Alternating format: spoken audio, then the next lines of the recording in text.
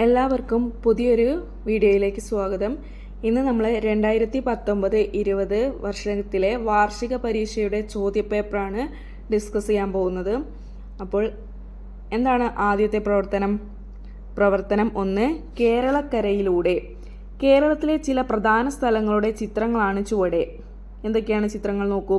1, നിയമസഭാ മന്ദിരം. 2, ബേക്കൽ കോട്ട. 3, എടയ്ക്കൽ ഗുഹ. 4, ഇടുക്കി ഡാം. ഇതാണ് 4 ചിത്രങ്ങൾ. അവയുടെ സ്ഥലങ്ങളും അതിലുള്ള ചിത്രങ്ങൾ തന്നിട്ടുണ്ട്.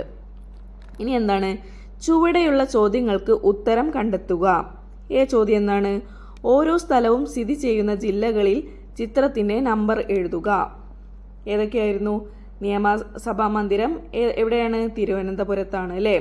പിന്നെയോ ബേക്കൽ കോട്ട കാസർഗോഡ്. പിന്നെയോ എടയ്ക്കൽ ഗുഹ വയനാട്. അതുപോലെ പിന്നെന്താണ് തന്നിട്ടുള്ളത്? ഇടുക്കി ഡാം അല്ലേ. ഇടുക്കി ഡാം ഇടുക്കിയിലാണ്.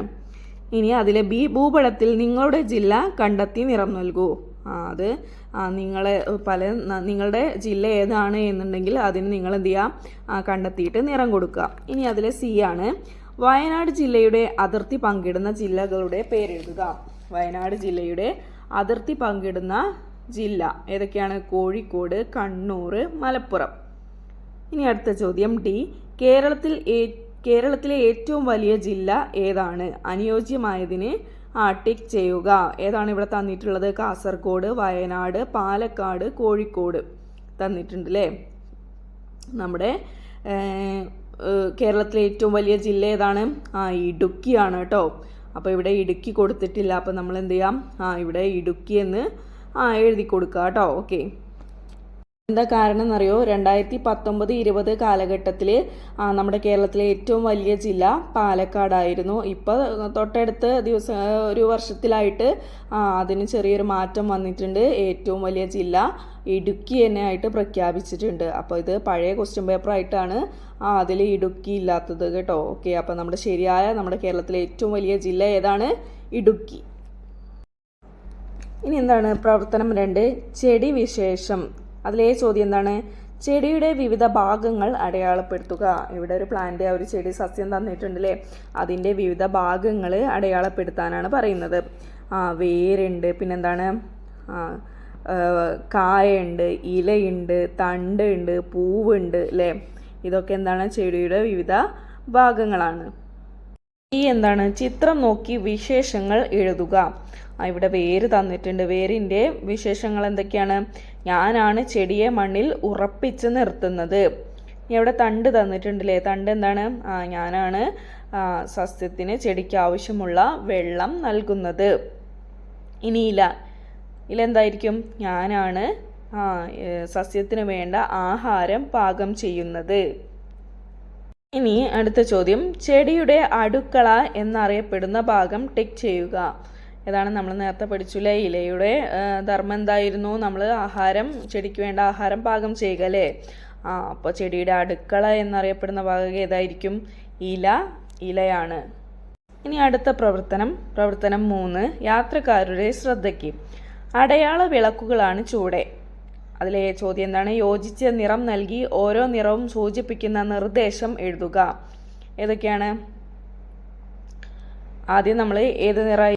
ആദ്യം ചുവപ്പ് അല്ലേ. ചുവപ്പ് എന്താണ്? നിർത്തുക. പിന്നെയോ മഞ്ഞ, തയ്യാറാവുക. ഇനി പച്ച, മുന്നോട്ട് പോവുക.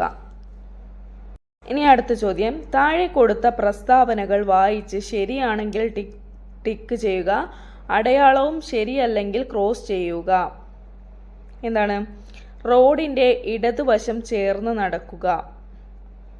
എന്താണ്? തെറ്റാണല്ലേ. റോഡിൻ്റെ വലതുവശം ചേർന്നാണ് നടക്കേണ്ടത് അല്ലേ. ഓടുന്ന വാഹനത്തിൽ ചാടി കയറുക. തെറ്റാണല്ലേ. വണ്ടി നിർത്തിയാൽ മാത്രമേ അതിൽ കയറാൻ പറ്റുള്ളൂ. ഇനി മൂന്നാമത്തത്, സീബ്ര ലൈനിലൂടെ റോഡ് മുറിച്ചു കടക്കുക. ശരിയാണല്ലേ. ഇരുചക്ര വാഹനങ്ങളിൽ യാത്ര ചെയ്യുന്നവർ ഹെൽമറ്റ് ധരിക്കുക. ശരിയാണ്. ഇനി അടുത്ത പ്രവർത്തനം 4, രുചി അറിയാം. സ്കൂൾ വാർഷികാഘോഷത്തിന് ഭക്ഷണം തയ്യാറാക്കാൻ ശേഖരിച്ച പച്ചക്കറികളാണ് ചുവടെ. ഏതൊക്കെ പച്ചക്കറികളാണ്? വെള്ളരി, പപ്പായ, ക്യാരറ്റ്, തക്കാളി, ചേന, മുരിങ്ങ, പയർ, ഉരുളക്കിഴങ്ങ്, ചീര, ചേമ്പ്. ഈ സാധനങ്ങളൊക്കെയാണ് സ്കൂൾ വാർഷികത്തിന് ഭക്ഷണം തയ്യാറാക്കാൻ വേണ്ടി ശേഖരിച്ചത്. ഇനി എന്താണ്? പച്ചക്കറികളെ തരം തിരിച്ച് പട്ടിക പൂർത്തിയാക്കുക. ഇവിടെ 2 പട്ടിക തന്നിട്ടുണ്ട് അല്ലേ? അതിൽ പച്ചക്കറികളും പിന്നെ നമുക്ക് ഇലക്കറികളും കൊടുക്കാം അല്ലേ? ഇലക്കറികൾ ഇതിൽ മുരിങ്ങയും എന്താണ് വരുന്നത്? ചീരയാണ് അല്ലേ? ബാക്കി സാധനങ്ങളൊക്കെ നമുക്ക് എന്തിലെഴുതാം? പച്ചക്കറി ഹെഡ്ലൈൻ കൊടുത്തിട്ട് അതിലെഴുതാം. വെള്ളരി, പപ്പായ, ക്യാരറ്റ്, തക്കാളി, ചേന, പയർ, ഉരുളക്കിഴങ്ങ്, ചേമ്പ് എന്നിവ നമ്മൾ പച്ചക്കറിയിലും ചീര, മുരിങ്ങ എന്നുള്ളത് ഇലക്കറിയിലും എഴുതാം. ഇനി അടുത്ത ചോദ്യം എന്താണ്? പഞ്ചേന്ദ്രിയങ്ങളിൽ പെടാത്തത് ടിക്ക് ചെയ്യുക. ഇതൊക്കെയാണ് ഇവിടെ തന്നിട്ടുള്ളത്. ചെവി, കണ്ണ്, പല്ല്, മൂക്ക് അല്ലേ? ഇതിലേതാണ് പഞ്ചേന്ദ്രിയങ്ങളിൽ പെടാത്തത്? പല്ല്. ഇനി അടുത്ത ചോദ്യം എന്താണ്? ചില ഭക്ഷ്യവിഭവങ്ങളും അവയുടെ പ്രത്യേകതകളുമാണ് ചുവടെ. എന്തൊക്കെയാണ് തന്നിട്ടുള്ളത്? കിഴങ്ങുവർഗ്ഗങ്ങളിൽ കേമൻ, പഴങ്ങളുടെ രാജാവ്, പച്ചക്കറികളിൽ സുന്ദരി, അരി, മാമ്പഴം, മലയാളികളുടെ മുഖ്യ ആഹാരം, ക്യാരറ്റ്, ഇലക്കറികളിൽ പേരുകേട്ടവൻ, ചീര, മരച്ചീനി.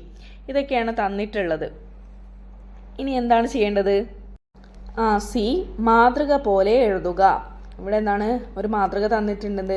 പഴങ്ങളുടെ രാജാവ് ആരാണ്? മാമ്പഴം. ഇനി അങ്ങനെയാണെങ്കിൽ വേറെ എന്തൊക്കെയാണ് നമുക്ക് എഴുതാം? പച്ചക്കറികളിൽ സുന്ദരി ആരാണ്? ക്യാരറ്റ്. കിഴങ്ങുവർഗ്ഗങ്ങളിൽ കേമൻ ആരാണ്? മരച്ചീനി.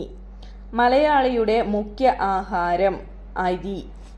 ഇലക്കറികളിൽ പേര് കേട്ടവൻ ചീര. ഇങ്ങനെയാണ് നമ്മൾ എഴുതേണ്ടത്. ഓക്കെ. പ്രവർത്തനം 5. വീടുകൾ. പലതരത്തിലുള്ള വീടുകളാണ് ചിത്രത്തിൽ. ഇവിടെ 4 ചിത്രങ്ങൾ തന്നിട്ടുണ്ട് അല്ലേ? പലതരത്തിലുള്ള വീടുകളുടെ ചിത്രങ്ങളാണ് തന്നിട്ടുള്ളത് അല്ലേ? വീട് നിർമ്മാണ വസ്തുക്കൾ ചുവടെ കൊടുത്തിരിക്കുന്നു. വീട് നിർമ്മാണത്തിന് ആവശ്യമായിട്ടുള്ള ചില വസ്തുക്കളുടെ പേര് താഴെ കൊടുത്തിട്ടുണ്ട്. എന്തൊക്കെയാണ്? ഇഷ്ടിക, കല്ല്, സിമന്റ്, കരിങ്കല്ല്, ഓല, ഓട്, മണൽ, ചെങ്കല്ല്, അലുമിനിയം ഷീറ്റ്, കമ്പി. ഇത്രയും സാധനങ്ങളാണ് വീട് നിർമ്മാണത്തിനായി താഴെ തന്നിട്ടുള്ളത്. എന്താണ്? വീടിന്റെ ഓരോ ഭാഗവും നിർമ്മിക്കാൻ ഉപയോഗിക്കുന്ന വസ്തുക്കളുടെ പേരെഴുതുക. പട്ടിക പൂർത്തിയാക്കുക. മുകളിൽ കുറച്ച് വസ്തുക്കൾ തന്നിട്ടുണ്ടല്ലേ വീട് നിർമ്മാണത്തിനായിട്ടുള്ളത്. അതിങ്ങനെ 3 രീതിയിൽ അതിനാവശ്യമുള്ള വസ്തുക്കളായിട്ട് തരം തിരിച്ച് എഴുതാനാണ് പറയുന്നത്. ഓക്കെ. തറ കെട്ടാൻ ആവശ്യമായിട്ടുള്ള സാധനങ്ങൾ എന്തൊക്കെയാണ് അതിൽ? സിമന്റ്, മണൽ അല്ലേ? ഇനിയോ ഭിത്തി കെട്ടാൻ വേണ്ടിയിട്ട് എന്തൊക്കെയാണ് വേണ്ടത്? ചെങ്കല്ല്, ഇഷ്ടിക, സിമന്റ്. ഇനിയോ മേൽക്കൂരയ്ക്ക് വേണ്ടി എന്തൊക്കെയാണ് വേണ്ടത്? ഓല, ഓട്, പിന്നെയോ അലുമിനിയം ഷീറ്റ്, കമ്പി. ഓക്കെ. ഇനി അടുത്ത ക്വസ്റ്റ്യൻ എന്താണ്? ഐസ് കട്ടകൾ ഉപയോഗിച്ച് നിർമ്മിക്കുന്ന വീടിനെ ടിക്ക് ചെയ്യുക. ഇവിടെ കുറച്ച് വീടുകൾ തന്നിട്ടുണ്ട്. അതിൽ ഐസ് കട്ട ഉപയോഗിച്ച് നിർമ്മിക്കുന്ന വീട് ഏതാണെന്ന് നിങ്ങൾ ടിക്ക് ചെയ്യാണ് വേണ്ടത്. ഓക്കെ. ഏറുമാടം, ഫ്ലാറ്റ്, സത്രം, ഇഗ്ലു. ഇതിൽ ഏതാണ് ഐസ് കട്ടകൾ കൊണ്ട് നിർമ്മിക്കുന്ന വീട്? എല്ലാവർക്കും അറിയാലേ, ഇഗ്ലു ആണ്. ഇനി അടുത്ത ചോദ്യം. വീടുകൾ കൊണ്ടുള്ള 2 പ്രയോജനങ്ങൾ എഴുതുക. എന്തൊക്കെയാ നമുക്ക് എഴുതാം? നമുക്ക് സുരക്ഷിതമായി ജീവിക്കാൻ, പിന്നെയോ വെയിലും മഴയും ഏൽക്കാതിരിക്കാൻ അല്ലേ? ഇനി പ്രവർത്തനം 6. ഭൂമിയെ അറിയാം. ഭൂമിയുടെ ഒരു മാതൃകയാണ് ഗ്ലോബ്. നമ്മൾ പഠിച്ചുല്ലേ? ഭൂമിയുടെ മാതൃകയാണ് എന്ത്? ഗ്ലോബ്. ഇനി അതിലെ ആദ്യത്തെ ചോദ്യം, ഗ്ലോബിനെ കുറിച്ച് അറിയാവുന്ന കാര്യങ്ങൾ എഴുതാനാണ് പറയുന്നത്. എന്തൊക്കെ കാര്യം നമുക്ക് ഗ്ലോബിനെ കുറിച്ച് നമ്മൾ പഠിച്ചിട്ടുണ്ട്? ഭൂമിയുടെ മാതൃകയാണ് ഗ്ലോബ്. പിന്നെയോ ഇതിൽ ഭൂമിയിൽ ഗ്ലോബിലെ ഏറ്റവും കൂടുതൽ കാണപ്പെടുന്ന നിറം നീലയാണ് അല്ലേ? അത് എന്തിനാ? നീല കളർ എന്തിനെയാണ് സൂചിപ്പിക്കുന്നത്? കടൽ ഭാഗത്തിനെയാണ് സൂചിപ്പിക്കുന്നത്. മറ്റു നിറങ്ങൾ എന്തിനൊക്കെയാണ് സൂചിപ്പിക്കുന്നത്? കരയെയാണ് സൂചിപ്പിക്കുന്നത്. ഇനി അടുത്തത്, ക്ലാസ്സിൽ നിങ്ങൾ ചെയ്ത പരീക്ഷണത്തിന്റെ ചിത്രമാണ് ചുവടെ. ഇതിലെ ചോദ്യം എന്താണ്?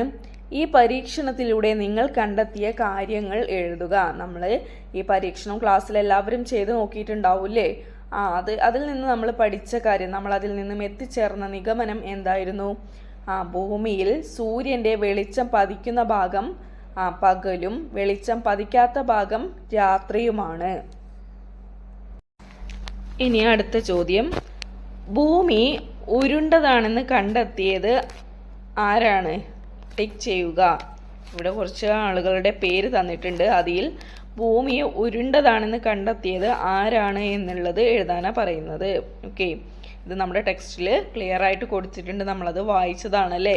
വീഡിയോ മുമ്പ് കണ്ടിട്ടുള്ളവർക്കും ഒക്കെ മനസ്സിലാവും ഏതാണ്. ഇവിടെ തന്നിട്ടുള്ളത് ആരൊക്കെയാണ്? Einstein, Magellan, Isaac Newton, Edison. ഇതിൽ ആരായിരുന്നു ഭൂമി ഉരുണ്ടതാണെന്ന് കണ്ടെത്തിയത്? മഗല്ലൻ അല്ലേ. മഗല്ലനാണ് ഭൂമി ഉരുണ്ടതാണെന്ന് കണ്ടെത്തിയത്. അപ്പോൾ ഇത്രയാണ് നമ്മുടെ ഈ വീഡിയോയിൽ നമ്മൾ ക്വസ്റ്റ്യൻ ആൻസർ ഡിസ്കസ് ചെയ്തത്. അപ്പോൾ എല്ലാവർക്കും മനസ്സിലായി എന്ന് വിചാരിക്കുന്നു. ഓക്കെ.